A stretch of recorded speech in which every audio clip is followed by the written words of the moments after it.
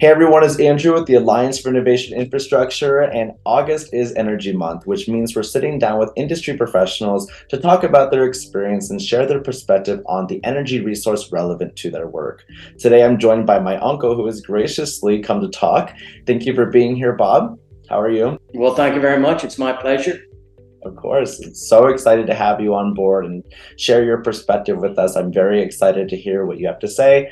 Let's dive right in. My first question is, what was your line of work? Tell us a little bit about it. Well, I was trained as a geologist at school and went to work for one of the major energy companies and was there for 35 years. I did geology, looked for new oil and gas hydrocarbon accumulations.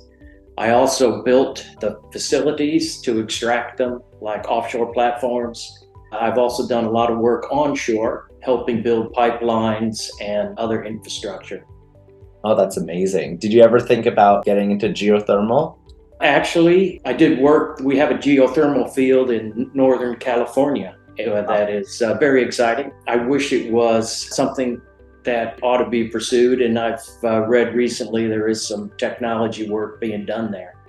How would you define natural gas? So when we refer to natural gas, we're usually referring to kind of a compilation of odorless and colorless gases found deep beneath the Earth's surface. They're usually comprised of methane gas, but there are a few other trace ones in there. Like I said, they're deep beneath the Earth's surface. When we're mining at them, at these kind of ancient reservoirs, crude oil alongside with it. When we heat it up, we're able to use it to spin our turbines, which can generate electricity. It can also be used for indoor heating, so that can be heating someone's home, heating a business, heating a factory. And then we can also use it to give fuel to our cars and vehicles and stuff like that. Yeah, natural gas is basically methane that is produced from the ground, natural resources, either accompanied, it's called associated gas, comes out with oil, which has natural gas dissolved in it, or free gas, which is just a natural gas accumulation on its own. You know, for me, natural gas is a huge step towards a cleaner hydrocarbon energy, even from oil. It burns much more cleanly, has fewer emissions. The country has been transitioning in a large part from oil, liquid oil, to natural gas as an energy resource, and away from coal to natural gas. And I think there's a ways to go there yet. Even though it's a hydrocarbon, that shift has, I believe, dramatically reduced emissions. And I'd like to see more of it. What are the specific challenges with natural gas? I just think it's I'll call it a wonder product. It burns clean, it's easy to transport, it's easy to, increase supply, decrease supply, so it's quite flexible. There were some, there's still some efforts to put natural gas into a tank in a car so you can actually drive a car on it. That may be overtaken by electric cars and trucks. But, I don't think we should take our eye off that possibility. So it may be a cleaner way to have hydrocarbon fuel in cars and trucks without some of the downsides of, having to stop every few hundred miles to recharge. And the batteries. Yeah, exactly. Yeah. So that would definitely be very interesting to have the public know more about that. They have... I think it's up in Canada. They have a corridor of compressed natural gas for truckers. So, there are some places in the world where they're testing that out. It requires quite an infrastructure, as does recharging stations for electric cars, to really make it a viable fuel. Yeah, I think it's worth pursuing. Energy is important. It drives the economy. It fuels the economy.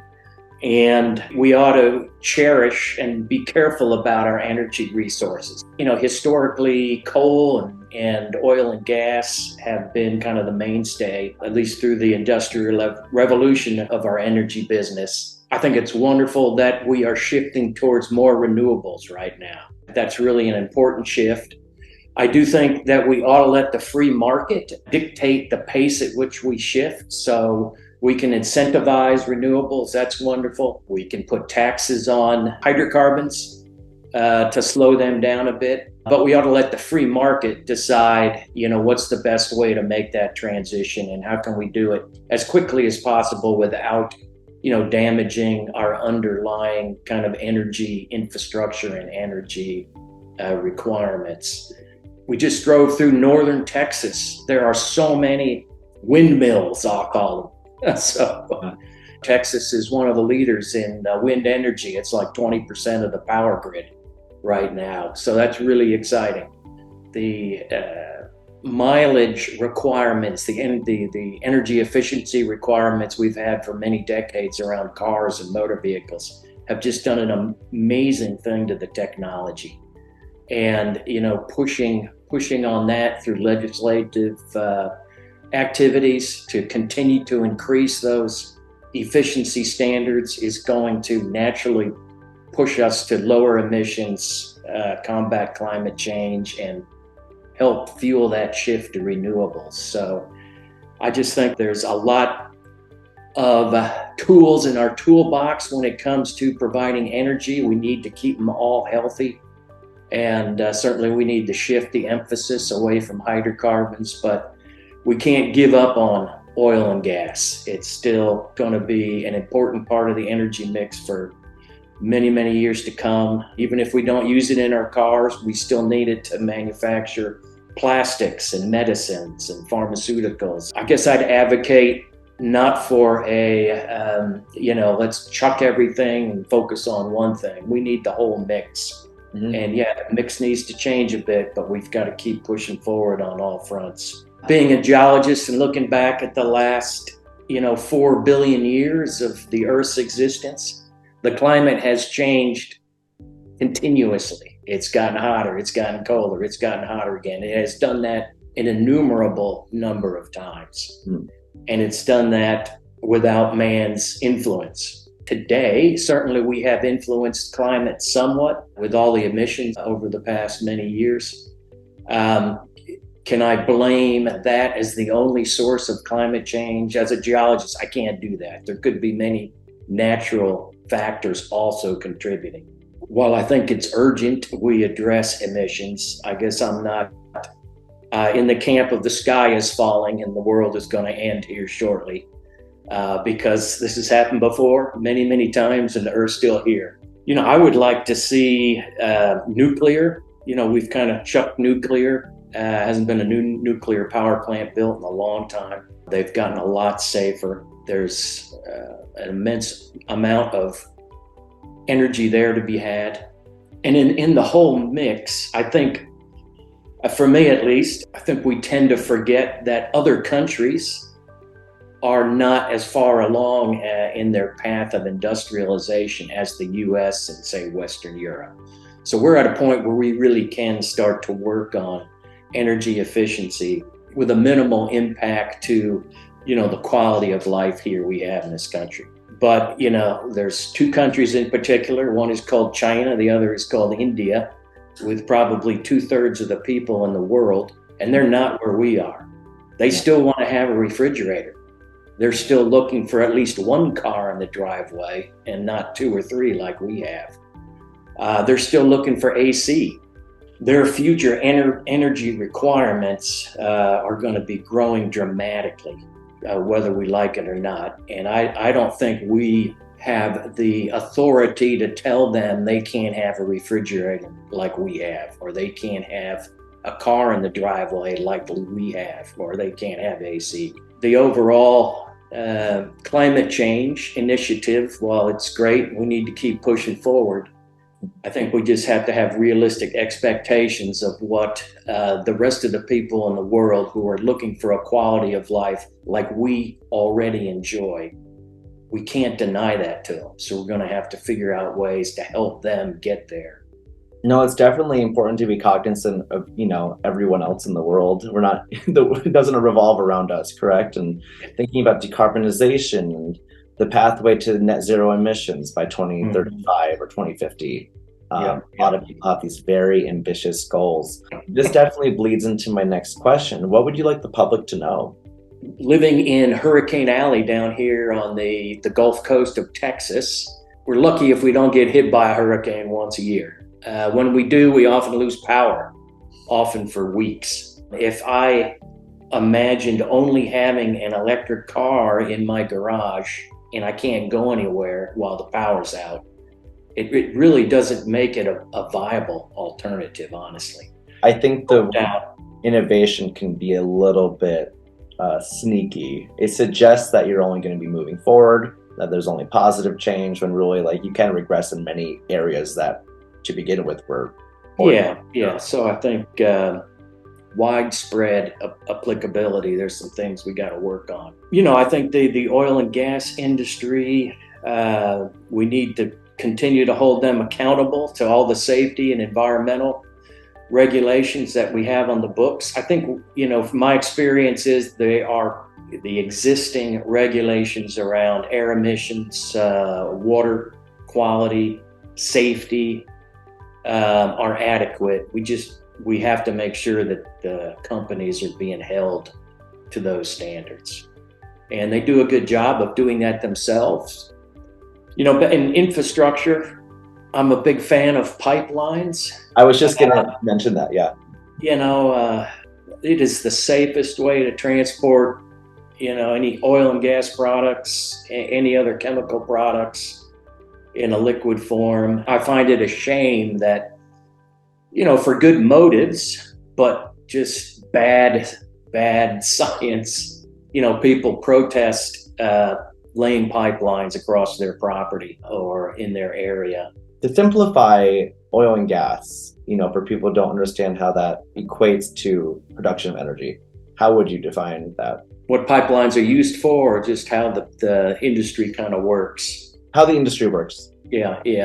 The fact that the U.S. here in the past decade or so has become energy independent is huge.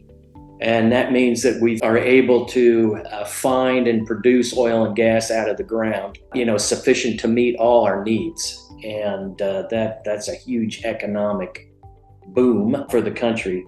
An oil or gas company needs access to property where they can drill wells and look for new hydrocarbon accumulations underground.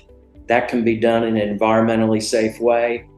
Wells are drilled then to allow that product to be produced up out of the ground into a tank or a pipeline, where it's transported typically to a plant to clean it up, get rid of the impurities, turn it into gasoline or oil for your car or other products, shipped typically through pipelines to the customer. Just like wind farms require access to land. They eat up a lot of land, especially solar farms eat up a lot of land.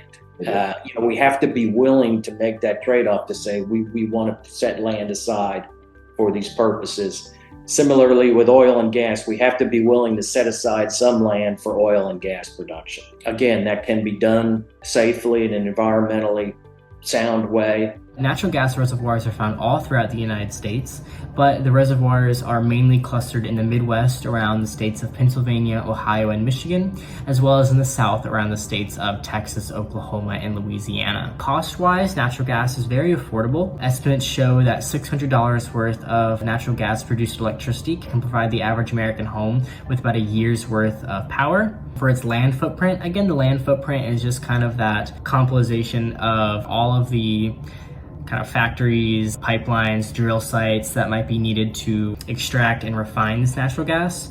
So again, everything I just mentioned, all that together equates to about 4,500,000 acres worth of natural gas kind of sites. It is twice as clean as mining coal, but it's still, when it's burned, releases greenhouse gases just because it is a carbon byproduct. Certainly there's places in the world I wouldn't want oil and gas production, and we need to protect those. But there's a lot where it can be done safely and done well. And, continuing to allow the access to the oil and gas industry, to the lands that they need to continue replacing the production that we take for granted every day, is important not only to our energy mix, but to the health of the country overall. No, definitely. And I find it funny, going back to the idea of what the public should know. I find it interesting how the public never cares, until something goes wrong. And then you realize that this, That's right. Yeah. fairly fragile, and it only could take a shovel to disrupt something. The public, I would like to see the public demand more of their news sources. So, the public needs good information to make good decisions about their own future, about the future of the community, the future of their country. And everything we've talked about here requires good information and then good judgment to decide, what's going to be best for me and what's going to be best for my family and community and country. I hate to say it, but social media is a social media. It's not a news source. And, unfortunately, close to the majority of this country, public gets our information, our news that we make all the decisions on from social media. I would just challenge folks is that really where you want to be getting the information, making these important decisions in your life? Truthfully. So seek out, just take some time. If it's really important, take some time to seek out some alternate information sources than your favorite social media feed. I feel like this is going to translate to the next question very easily. What would you like lawmakers and policymakers to know? I would, back to just the whole climate change thing. The sky's not falling. Let's do some reasonable things we can to reduce overall emissions without harming our energy supply. Let the free market work to the extent possible. Legislating, no more cars with internal combustion engines is, for me, letting the free market work. What is continuing to force improved energy efficiency in vehicles, and then let the customer, let the producers of cars decide is the best way to achieve that. More cars for less emissions. Is that through electric cars, through better and more efficient gas engines, or something else? But put the challenge out there, and then of reducing climate change emissions, and then let them figure out the best way to get there. I think the country is personally nurturing the oil and gas industry. We are energy independent, which is wonderful, and we just need to keep our eye on that part of the energy mix to make sure we don't lose that important, really economic and strategic part of our economy.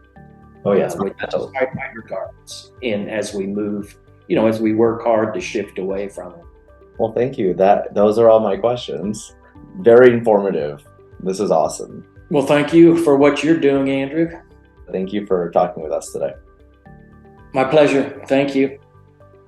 To learn more about natural gas and all other forms of energy, you can visit aii.org.